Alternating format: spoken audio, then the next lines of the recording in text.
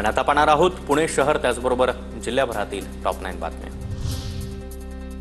खाद्यतेलाच्या दरामध्ये आंतरराष्ट्रीय स्तरावर मोठी वाढ झाल्याने आयातदारांनी 65,000 टनांचे करार रद्द केले।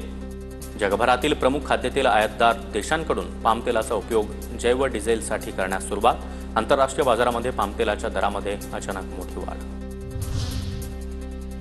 पुण्यामध्ये ठाकरेंच्या शिवसेनेकडून मेधा कुलकर्णी यांच्या विरोधामध्ये बॅनरबाजी, कोथरूडची बाई अशा आशयाचे बॅनर्स। पुणे रेल्वे स्थानकाच्या नामांतराच्या विषयावरून ही बॅनरबाजी करण्यात आली। भीमाशंकर परिसरामध्ये गेल्या 8 दिवसांपासून पावसाची संततधार। पुण्यातील आरळा नदीवरील कळमोडी धरण ओव्हरफ्लो, 2000 क्युसेकनं पाण्याचा विसर्ग। नदीकाठच्या गावांना सतर्कतेचा इशारा।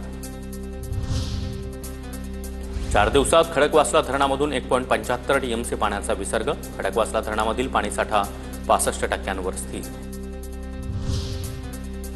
पुणे शहरामधील काही भागामध्ये उद्या पाणीपुरवठा बंद। शुक्रवारी उशिरा आणि कमी दाबाने पाणीपुरवठा होणार। आंबेगाव, पठार, धनकवडी परिसरामधील नागरिकांना देखील पाणी जपून वापरण्याचं आवाहन।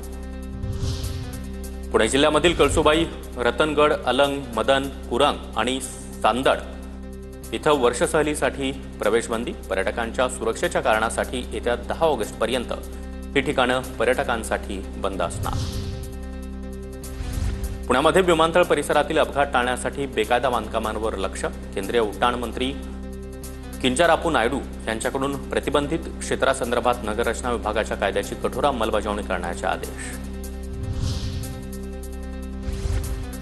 विद्यार्थ्यांचं शैक्षणिक कागदपत्र महाविद्यालयाने रोखल्यास अॅट्रॉसिटी दाखल करणार। अनुसूचित जाती प्रवर्गातील विद्यार्थ्यांकडून कोणत्याही प्रकारचे शिक्षण शुल्क वसूल केल्यास फौजदारी कारवाई होणार। समाज कल्याण विभागाचा इशारा।